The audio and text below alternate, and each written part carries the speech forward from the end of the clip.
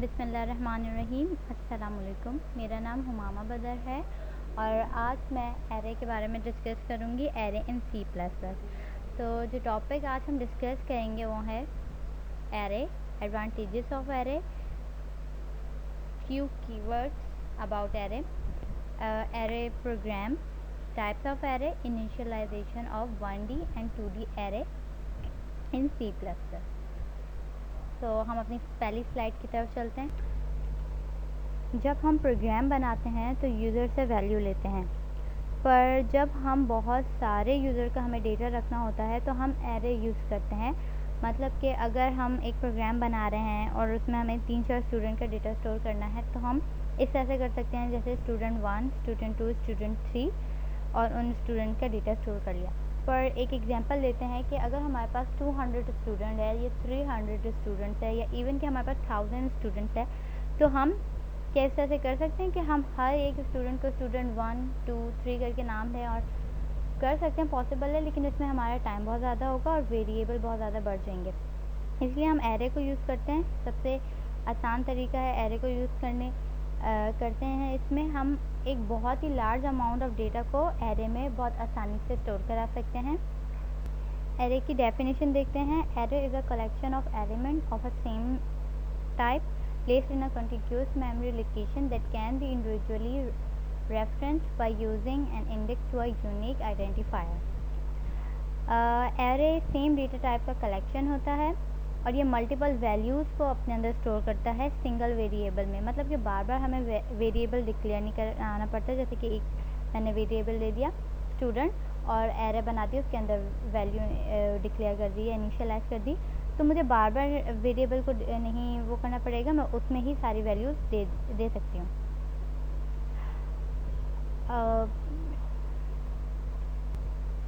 ये अपने अंदर जो एलिमेंट स्टोर करता है कंटिन्यूस मेमोरी, मतलब कि कंटिन्यूस मेमोरी की तरह करता है। और अगर हम किसी एक इंडिविजुअल को एक्सेस कराना चाहें तो हम उसके इंडेक्सिंग नंबर से उस एलिमेंट को एक्सेस करा सकते हैं।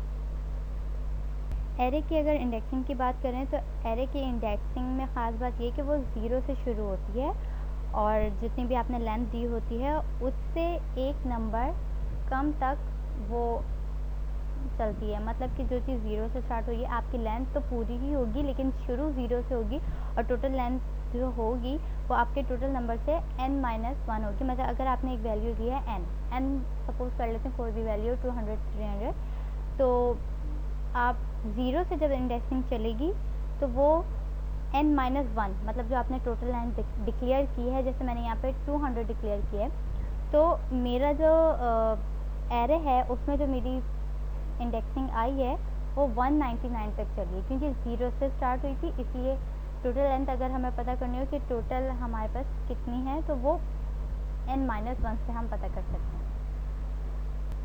एरे अपने अंदर एक बहुत ही लार्ज अमाउंट ऑफ डेटा को स्टोर करता है और जब हम वैल्यू डिक्लेयर करते हैं तो वो एरे में ये है कि जब हम प्रोग्राम बना रहे होते हैं उस वक्त ही हम एक फ़िक्स वैल्यू डिक्लेयर कर देते हैं। उस लिहाज से उसकी मेमोरी बन जाती है, वो अपनी मेमोरी को उस लिहाज से तैयार कर लेता है।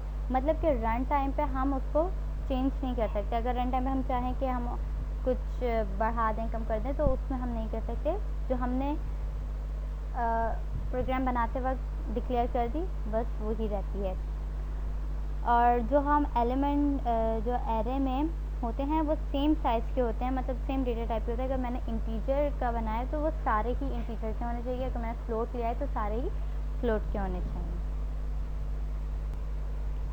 एरे बनाते टाइम सबस्क्रिप्ट देते हैं जहाँ पे हम एलिमेंट का जो लेंथ होती है उसको डिक्लेयर करते हैं। जैसे यहाँ पे मैंने इंट स्टूडेंट और एक एरे बना के उसके अंदर 200 लिखा है, तो जो ये 200 है इसको सबस्क्रिप्ट कहते हैं। इसके अंदर मैंने लेंथ डिक्लेयर की है कि मुझे कितनी लेंथ का एरे चाहिए।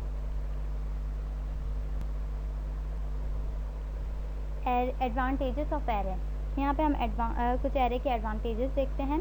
Array can store a large number of value with the single name. Array single name के साथ बहुत ही लार्ज अमाउंट ऑफ डेटा अपने अंदर स्टोर करता है। जैसे मैंने स्टूडेंट का बनाया तो अब मैं स्टूडेंट में जितने भी चाहूँ उसका डेटा स्टोर करा सकती हूँ। तो सिंगल नेम के साथ बहुत सारा एक लार्ज अमाउंट ऑफ डेटा अपने अंदर स्टोर कर सकता है। Array are use to process many values easily and quickly. Array जो है बहुत सारी वैल्यूज़ को बहुत ही आसानी से और बहुत ही जल्दी बिना टाइम वेस्ट किए आपको प्रोसेस करके उसका रिजल्ट आपके सामने पेश कर देता है। The value store in array can be sorted easily. जब हमें सॉर्टेड करानी होती है कोई एरे में, हम किसी वैल्यू को सॉर्टेड कराना चाहें तो एरे में बहुत ही आसानी से उसको सॉर्टेड आउट करा सकते हैं। The search process can be applied on array easily. जो एरे का सर्च प्रोसेस है वो भी बहुत ही आसानी से परफॉर्म हो जाता है। फ्यू की नोट्स ऑफ एरे हम देखते हैं यहाँ पे। Array have 0 as the first index not 1। जैसे मैंने आपको पहले बताया कि एरे की इंडेक्सिंग 0 से शुरू होती है एंड सो ऑन, जितनी भी आपने लेंथ डिक्लेयर की होती है n-1 तक वो चलती है। तो कभी जहन में ये नहीं लगेगा कि एरे की ख़ास बात है कि वो उसकी इंडेक्सिंग 0 से स्टार्ट होती है, कभी भी एरे की इंडेक्सिंग 1 से नहीं होगी। If the size of an array is n, to access the last element n-1 index is use.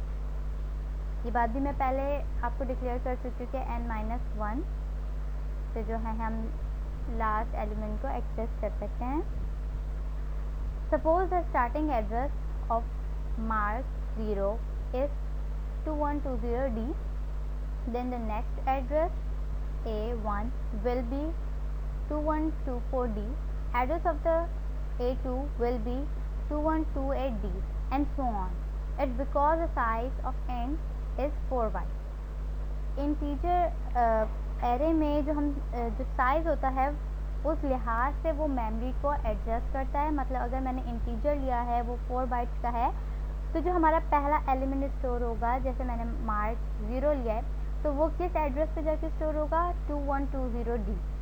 और जो नेक्स्ट एलिमेंट मैं स्टोर कराऊंगी A1, उसका मेमोरी लोकेशन क्या होगी, एड्रेस क्या होगा, वो होगा 2124D। 4 बाइट का गैप आ गया, फिर जो अगली मेमोरी लोकेशन होगी उसमें भी 4 बाइट का गैप आ जाएगा, और जो अगली हमारे पास स्टोर हुई है वो 2128D। मतलब इस तरह से वो चलता रहेगा हर किसी में। उतना ही जो भी हमने अपना डेटा टाइप दिया होगा उसके जितना भी बाइट होगा वो उस लिहाज से वो मेमोरी में जगह छोड़ के अपनी मेमोरी लोकेशन को सेव करता जाएगा।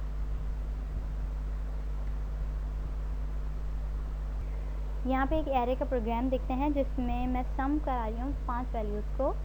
यहाँ पे मैंने इंट नंबर लिया है जिसमें मैंने 5 पहले ही डिक्लेयर करा दिया कि हमें लेंथ जो है वो 5 की चाहिए। उसके बाद मैंने सम को 0 के इक्वल कर दिया है। यूज़र से हम इनपुट लेंगे और उसके बाद स्क्रीन पे शो होगा कि इंटर 5 नंबर, वो 5 नंबर्स को इंटर करेगा और उसका जो सम होगा वो हमें एरे करके बताएगा। यहाँ पे मैंने फॉर का लूप चलाया है। Int i is equal to 0, मतलब कि जो हमारी इंडेक्सिंग है वो 0 से स्टार्ट हुई है।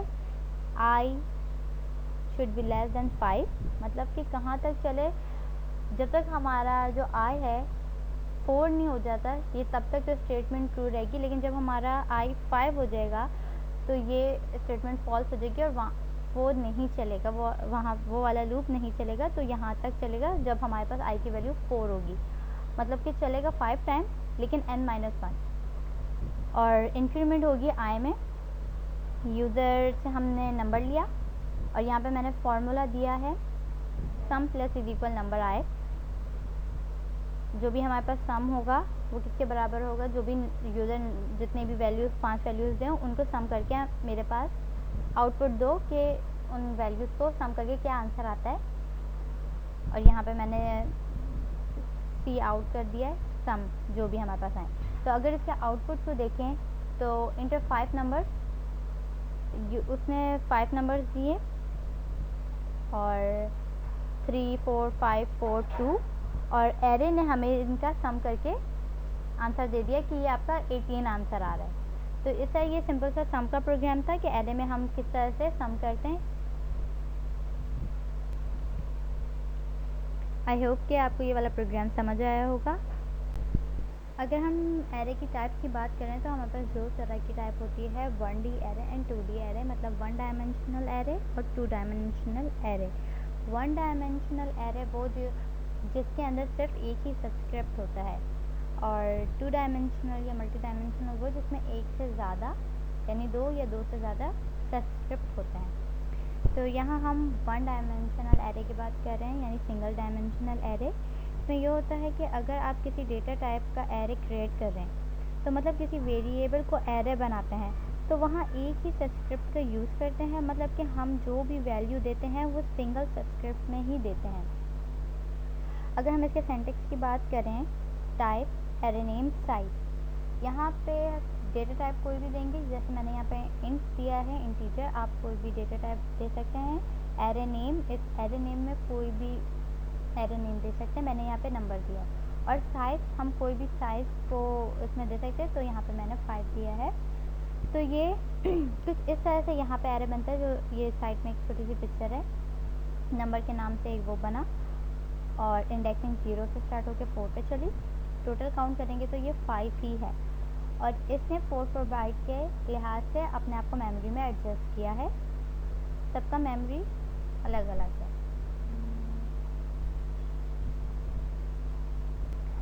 अब अगर मुझे किसी ख़ास जगह पे कोई वैल्यू स्टोर करानी है या किसी पर्टिकुलर एलिमेंट को एक्सेस कराना है, तो वो मैं सी इन और सी आउट से आसानी से करा सकती हूँ एरे में।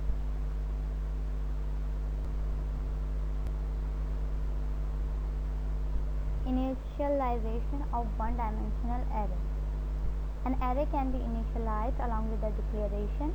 For array initialization, it is required to place the elements separated by commas and close within braces.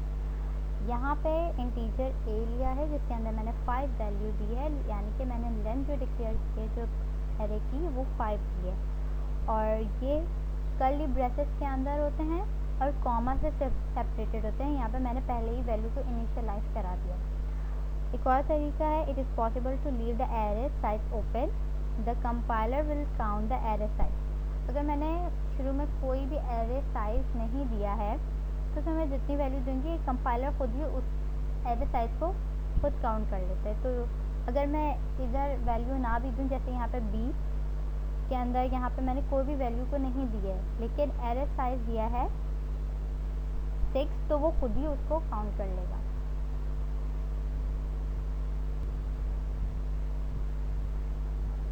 है वो 2 डायमेंशनल एरे की आती है। 2 डायमेंशनल या मल्टी डायमेंशनल एरे जिसमें 2 या 2 से ज़्यादा सबस्क्रिप्ट यूज़ करते हैं। एक सबस्क्रिप्ट जो है रो के लिए यूज़ होता है और दूसरा वाला कॉलम के लिए। अगर हम इसका सिंटैक्स देखें तो ये भी वैसी ही है, होता है, बस इसमें सबस्क्रिप्ट एक नहीं 2 होते हैं। पहला वाला रो के लिए और दूसरा वाला कॉलम के लिए। यहाँ मैंने इन सब्जेक्ट लिया है और 2 सबस्क्रिप्ट दिए हैं, 2 और 3। अगर मुझे ये पता करना हो कि टोटल कितने एलिमेंट स्टोर हो पाएंगे, तो उसके लिए एक सिंपल सा फॉर्मूला है, रो मल्टीप्लाई बाय कॉलम। हम रो को मल्टीप्लाई करेंगे जब कॉलम से, तो हमारे पास जो टोटल वैल्यू होगी वो आ जाएगी। जैसे कि यहाँ मैंने 2 को जब 3 से मल्टीप्लाई किया तो 6 आया, और यहाँ पे जो आप देख सकते हैं कि जो हमारे पास टोटल वैल्यू जो टोटल जगह स्टोर हुई है वो 6 एलिमेंट्स के लिए ही हुई है। जैसे एरे की इंडेक्सिंग 0 से स्टार्ट होती है, तो यहाँ पे मैंने 0 से स्टार्ट की है, और रो 2 रॉस और 3 कॉलम जो है इसमें है। जब किसी पार्टिकुलर लोकेशन से वैल्यू स्टोर करानी हो, तो हमें रो और कॉलम दोनों को उसमें डालना पड़ता है, उस पार्टिकुलर उस जो भी उसकी जगह होती है। अगर जैसे कि मुझे यहाँ पे अगर मैं फर्स्ट रो और फर्स्ट कॉलम में कोई वैल्यू स्टोर कराऊँ, तो मुझे इन दोनों के इनका पता होना चाहिए, और मुझे अपने स्क्रिप्ट में ये दोनों फर्स्ट रो और फर्स्ट कॉलम लिखूँगी, तो उस पार्टिकुलर एरिया पे जाके मैं अपनी वैल्यू को एक्सेस भी करा सकती हूँ और स्टोर भी करा सकती हूँ। तो ये एरे के बारे में थोड़ी सी डिटेल थी। आई होप कि एरे के बारे में आपको समझ आया होगा इससे। Thank you so much. Initialization of 2 dimensional array. यहाँ पे हम 2 डायमेंशनल एरे की इनिशियलाइजेशन की बात करें, तो यहाँ पे इंट ए और 2 वैल्यूज़ पास की गई हैं, 2 अलग अलग स्क्रिप्ट हैं। तो ये एक ब्रेसेस बनता है, उसके अंदर जो आपने वैल्यू पास करानी है वो, और फिर वो वैल्यूज़ ब्रेसेस के अंदर एनक्लोज होती हैं, दोनों वैल्यूज़, और फिर लास्ट में फिर एक ब्रेसेस होते हैं। ये एज अ मैट्रिक्स जो है आपको शो होता है, एक मैट्रिक्स की तरह। और जो हमारे पहली रॉ है ये 0 इंडेक्स पे है, और जो रॉ दूसरी वाली रॉ हमें नज़र आ रही है वो इंडेक्सिंग 1 पे है। जिस तरह से मैंने एक पीछे स्लाइड में एक पिक्चर भी शो है जिसके अंदर बहुत अच्छे से इसकी डायग्राम भी दिख लिया है। आई होप कि आपको वीडियो पसंद आई होगी। Thank you.